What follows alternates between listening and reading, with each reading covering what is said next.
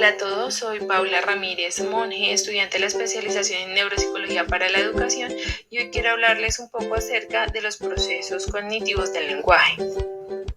Para dar inicio, partiremos desde el ámbito de la neurociencia cognitiva y la neuropsicología, donde podremos definir el lenguaje como un sistema simbólico utilizado para comunicar significados concretos o abstractos con independencia de la modalidad sensorial utilizada o del medio concreto de expresión. Aquí podemos ver cómo se incluye el lenguaje hablado y escuchado, el lenguaje comunicado en forma escrita y el lenguaje de signos. Por esto, que el lenguaje y el habla son consideradas dos cosas diferentes. El lenguaje es un sistema simbólico para representar y comunicar ideas, mientras que el habla es una forma de comunicación audible que depende de una variedad de sonidos vocales, la intensidad del timbre y las propiedades tonales de las cuales transmite tanto información semántica como información importante desde un punto de vista biológico relacionado con la identificación de género y el estado emocional de la persona. En resumen, podríamos decir que el lenguaje es el resultado de una actividad nerviosa que permite la comunicación y cumple funciones muy importantes en los seres humanos, puesto que es un instrumento del pensamiento que nos lleva a tomar o no acción en función de nuestros pensamientos. Por este motivo, ayuda a la regulación de la conducta dirigida, es un medio que sirve para acceder a la información de la cultura y para transmitir pensamientos, ideas, emociones y proyectos. El lenguaje es predominantemente una función del hemisferio izquierdo, pero también el hemisferio derecho tiene un poco de lenguaje.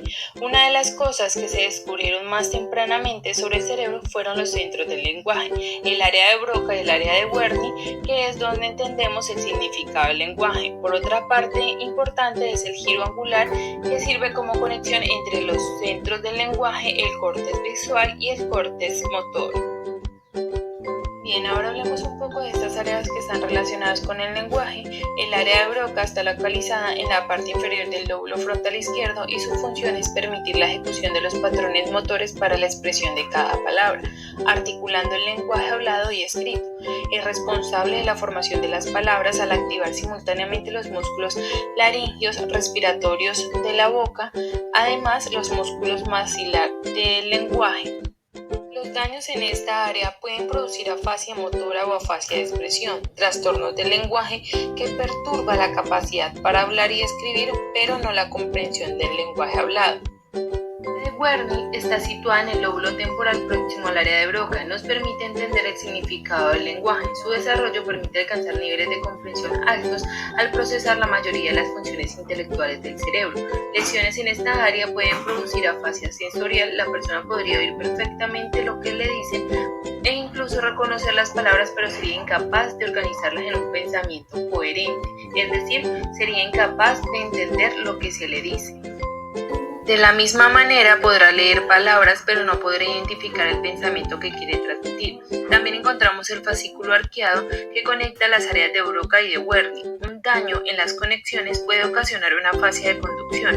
Algunas personas con este problema pueden entender el lenguaje bastante bien y pueden producir igualmente bien, pero no pueden repetir algo que acaban de oír. Por último, encontramos el giro angular, que se sitúa justo por encima y debajo del área de Wernicke, que sirve como conexión entre los centros del lenguaje y el córtex visual. Si esta área es dañada, la persona sufrirá dialexia, incapacidad para leer, y agrafia, incapacidad para escribir. Modelos teóricos del desarrollo del lenguaje caen en uno de los dos bandos, empiristas o nativistas. Los empiristas creen que el lenguaje es un comportamiento aprendido. Los nativistas, por el contrario, creen que nacemos con ciertas capacidades lingüísticas innatas. Los investigadores empíricos se centran en el aprendizaje de teorías para entender cómo los niños adquieren habilidades de lenguaje, mientras los nativistas buscan componentes biológicos responsables de las reglas universales que subyacen a todas las lenguas habladas por la gente. Ahora hablaremos un poco de algunos autores que hacen postulados acerca del lenguaje. Para Lev Vygotsky, un investigador de la psicología rusa, el lenguaje se desarrolla como una herramienta para ayudar a resolver problemas con mayor eficacia. Postula que los niños aprenden la habilidad mediante la práctica o modelan los comportamientos del lenguaje que escuchan que están siendo utilizados a su alrededor. En esta teoría, el desarrollo del lenguaje está estrechamente ligado a la conducta social, poniéndolo en el campo empírico. Skinner, psicólogo estadounidense, propone el conductismo como base para el desarrollo del lenguaje. El núcleo del conductismo es el aprendizaje a través del refuerzo, quien adopta diferentes formas. Por ejemplo, si un padre le dice al niño "puedes decir mamá" y el niño responde en consecuencia, el padre proporcionará un refuerzo positivo. Si el niño usa el lenguaje para hacer demandas como pedir una galleta y se le otorga la demanda, el niño recibe un refuerzo positivo por el uso del lenguaje. Piaget, psicólogo suizo, postula que el desarrollo del lenguaje está conectado con el desarrollo cognitivo del niño a medida que se mueve a través de las diferentes etapas de su desarrollo cognitivo, sensorio-motor, preocupacional, operacional, concreto y formal, las competencias lingüísticas también. Por ejemplo, durante la etapa preoperativa, los niños pueden comprender la existencia de las cosas incluso cuando no pueden verlas. Del mismo modo, pueden usar el lenguaje para pensar en esas cosas que Noam Chomsky, lingüista y científico cognitivo, cree que los niños nacen con un conocimiento innato de las normas que rigen el lenguaje. También sugiere que las reglas son universales entre los lenguajes humanos conocidos. Por ejemplo, el japonés y el inglés parecen ser muy diferentes, pero ambos idiomas son verbos y ambas lenguas son verbos, toman un objeto. La diferencia es dónde se encuentra el objeto del verbo en la oración. Según Chomsky, la razón por la que los niños aprenden el lenguaje tan rápidamente es porque ya saben las reglas.